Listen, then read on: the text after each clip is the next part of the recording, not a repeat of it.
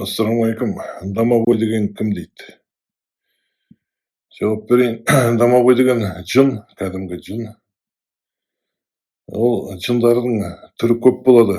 Мына домовой дегеннің бойы 25-30 сантиметр, кейбірі 40 сантиметрде болуға дейін жетуі мүмкін. Мен өз көзіммен көргем домовойды, бірақ көргенде мен домовойдың түрін көрген жоқпын. Былай елесін көрдім.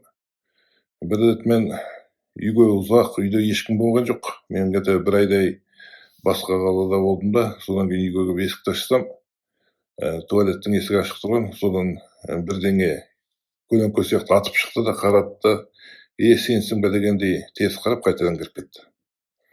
Сол сияқты мен душқа кірейін деп кірген кезде менің алдымнан бірдеңе маймақ дейді ғой, жүрісі сондай аю сияқты жүретін бірдеңенің елесін көрдім. Кетіп бара жатты жанымнан. Бір тебейін деп едім, бірақ аяғымды мен қозғата алмадым.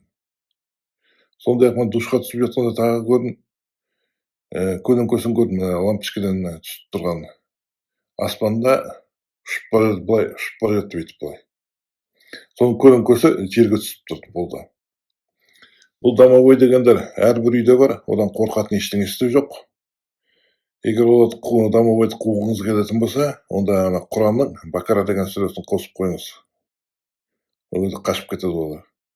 Бірақ олар Құранды тоқтатқаннан кейін қайтадан кіреді.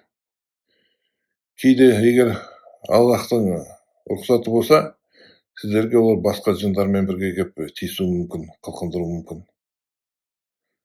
Ал былайынан ештеңе істей алмайды сіздерге. Қорықпаңыздар одан. Үйдің ішінде бірдеңелерді жыбырлатуы мүмкін. Мысалы мен айта кетейін, баяғыда әйелім екеуміз жатқан кезде шкаптың есігі ашылып жабыла бастады. Сосын мен ойладым, мен түс көріп жатырмын ба деп. Содан кейін алдымда өзім бүйтіп шымши бастадым. Жоқ, ояумын. Содан кейін әйелімді түрттім, ойыншы тұршы деп. Өзің естіп жатсың ба дедім. Ол айтады, мен де естіп жатырмын деп. Содан кейін жанымда ноутбук жатқан. Сол ноутбукты аштым да, Бакара сүресін қосып едім. Әлиф, ләм, мим деген кезде бәрі жоғалды. Сол үйден одан кейін ештеңе естіген жоқпын.